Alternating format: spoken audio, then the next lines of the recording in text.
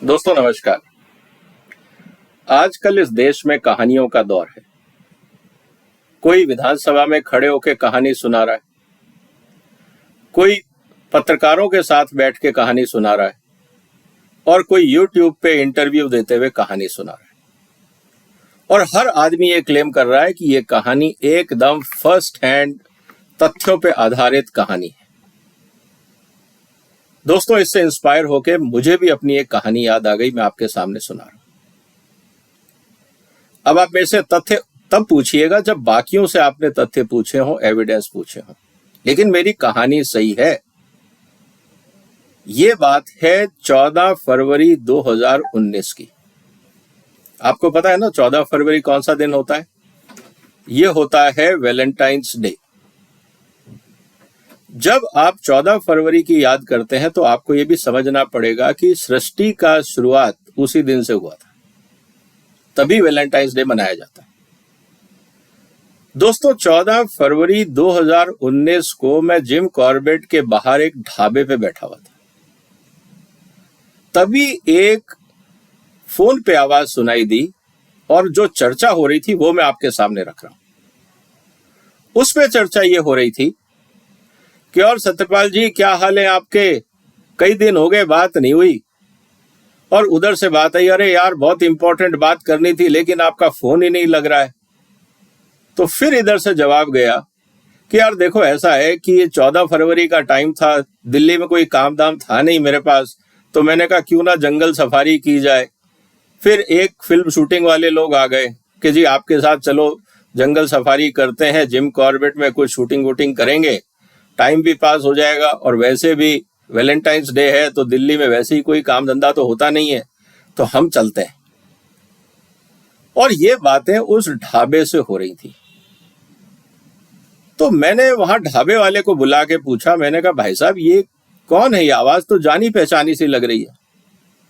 तो उन्होंने कहा आप देखे पहचाने नहीं। मैंने कहा नहीं, आवाज तो जानी पहचानी लग रही है। तो मैंने पीछे मुड़ के देखा तो मोदी साहब बैठे हुए थे और ढाबे से किसी को फोन कर रहे थे।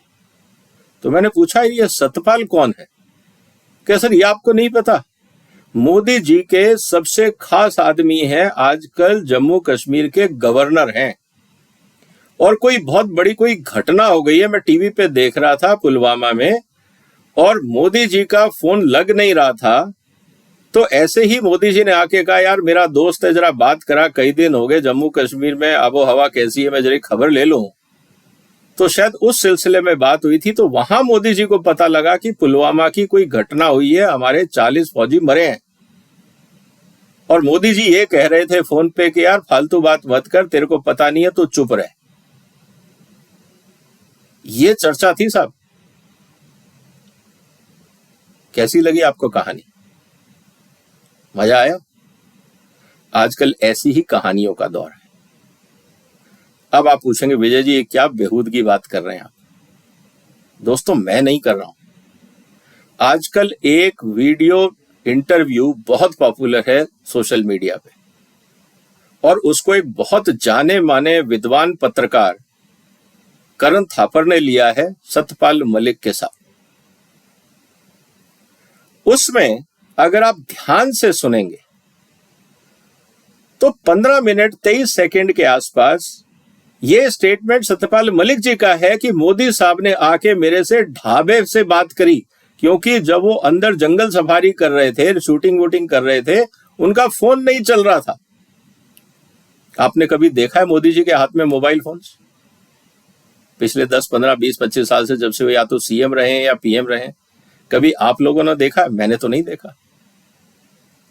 और पीएम भारत के प्रधानमंत्री जंगल सफारी करने चले गए क्योंकि वैलेंटाइन डे था, तो इसलिए नेशनल सिक्योरिटी गार्ड ने, एसपीजी ने भी मोदी जी को कहा साहब कल तो हमारी छुट्टी, हम नहीं आ रहे, आपको जाना है तो आप अकेले जाओ, क्योंकि कल तो हॉलीडे है, बीवी बच्चों के साथ हम घूमने जाएंगे। इसीलिए मोदी जी को अकेले जाना पड़ा, इसीलिए उनसे सत्यपाल मलिक जी कांटेक्ट नहीं कर पा रहे थे। इसलिए मोदी जी को मजबूरन जब बीच में टाइम मिला तो ढाबे पे आके उनको अचानक मलिक साहब की याद आई, तो उन्होंने मलिक साहब को फोन किया। अब आप समझिए ढाबा कितना इंपॉर्टेंट था। भारत के प्रधानमंत्री के पास कम्युनिकेशन चैनल ही नहीं था, एसपीजी नहीं था, तो उनको कैसे पता लगा सत्यपाल मलिक ने फोन किया? और जिस फोन पे सत्यपाल मलिक जी का फोन आया था, उसी फोन से मोदी ने वापस क्यों नहीं फोन किया? बैटरी खत्म हो गई थी, या नेटवर्क नहीं आ रहा था, या एसपीजी के पास और कोई कम्युनिकेशन के साधन नहीं थे? अब बेचारा प्रधानमंत्री जंगल में घूम रहा है, तब उसके लिए अलग से थोड़ी टावर लगाए जाएंगे। और सैटेलाइट फोन या बाकी फोन सिक्योरिटी एजेंसीज का काम थोड़ी है। वो सैटेलाइट फोन तो तब इस्तेमाल करेंगे मोदी साहब जब वो चांद पे जाएंगे। यहां तो ढाबे का कनेक्शन मिल गया, ये बहुत बड़ी बात है। नहीं तो शायद वो भी नहीं मिलता, नहीं तो सामने से जवाब आता कि इस रूट की सभी लाइनें व्यस्त हैं। और मजे की बात, करण थापर जैसे सेलिब्रिटी पत्रकार को इसमें इतनी सच्चाई लगी कि उन्होंने इसको क्रॉस क्वेश्चन भी नहीं किया। उन्होंने ये भी नहीं पूछा, यार ढाबे पे पीएम साहब क्यों गए थे फोन करने? क्या उनके सिक्योरिटी तंत्र में किसी के पास फोन नहीं था? वो सिक्योरिटी एजेंसीज कोऑर्डिनेट कैसे करती हैं? फोन तो था नहीं। और उसका एक्चुअली हमारे जाने माने पत्रकार करण थापर ने कहा, यार तो बहुत बड़ी देश की सिक्योरिटी थ्रेट हो गया पुलवामा में, और मोदी साहब को पता ही नहीं लगा। और आप समझा रहे हैं मोदी जी आपको, उनको मोदी जी को समझ ही नहीं आ रही कि कितना सीरियस थ्रेट है। देश को गुमराह क्यों किया जा रहा है? ये तो बहुत बड़ा बवाल है। और ये स्टोरी सुन के सारा ऑपोजिशन, सारे एजेंडाधारी पत्रकार, हजारों लोग नीचे ट्वीट करने लग गए, पता नहीं क्या क्या कहानियां सुनाने लग गए। किसी ने यह सवाल नहीं किया कि भारत के प्रधानमंत्री को ढाबे से जाके फोन करने की क्या जरूरत थी? आपको नहीं लगता कि ये फ्रॉड स्टोरी का पर्दा यहीं फाश हो जाता? लेकिन ये हमारे पत्रकार महोदय का आईक्यू लेवल है। जब आप किसी के हाथ में माइक दे देते हैं, किसी को सेलिब्रिटी बना देते हैं, तो उस इंसान को लगता है कि अब उसको दिमाग के इस्तेमाल करने की जरूरत नहीं है, क्योंकि जनता मूर्खों की तरह उनके पीछे सेलिब्रिटी स्टेटस लेके घूम रही है। इस देश का दुर्भाग्य यही होता है, सोशल मीडिया की प्रॉब्लम। जब दो शेख चिल्ली आपस में बैठते हैं, लंबी लंबी फेंकते हैं, लंबी लंबी डींग हाँकते हैं, क्योंकि दोनों का नाम के आगे कोई सरकारी ओहदा होता है या सेलिब्रिटी स्टेटस होता है, तो हम क्रॉस वेरीफाई करने की कोशिश भी नहीं करते। इसीलिए सोशल मीडिया का आज की तारीख में जो सबसे बड़ा क्रिटिसिज्म ये है कि लोग बगैर फैक्ट्स जाने उस पर बिलीव कर लेते हैं। तो सवाल दोस्तों बहुत सिंपल है। अब मुद्दा इस बात को लेके है कि क्या सत्यपाल मलिक जी इस बात का प्रूफ देंगे कि वो ढाबे से फोन हुआ था? क्या ढाबे से जब आप फोन करते हो तो दिखता है?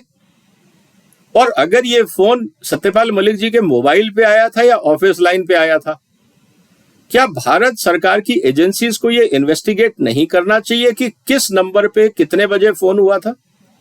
ये जनता के सामने फैक्ट्स लाएं। क्या सत्यपाल मलिक जी इस बात का खुलासा करेंगे कि 14 फरवरी को मोदी जी से उनकी कितने बजे और कहां मुलाकात हुई थी? और अगर फोन पे बात हुई थी तो कितने बजे फोन था, कौन से फोन नंबर पे फोन था, लैंडलाइन था या मोबाइल पे बात हुई थी? दोस्तों, जब तक हम डिटेल में नहीं जाएंगे, फैक्ट्स पे नहीं जाएंगे, हिंदुस्तान में इस तरह के स्टोरी टेलर इस देश को अपनी राजनीतिक गिरती हुई साख और राजनीतिक पूंजी जो बची खुची रह गई है उसको बचाने के लिए कुछ भी उल्टी सीधी कहानियां सुनाएंगे। और इस देश में ऐसे बहुत सारे एजेंडाधारी पत्रकार हैं जिनका काम सिर्फ मीन मेख निकालना है, ताकि या तो उनकी टीआरपी बढ़े या उनके चैनल का सब्सक्रिप्शन बढ़े, क्योंकि उससे उनकी इनकम बढ़ती है।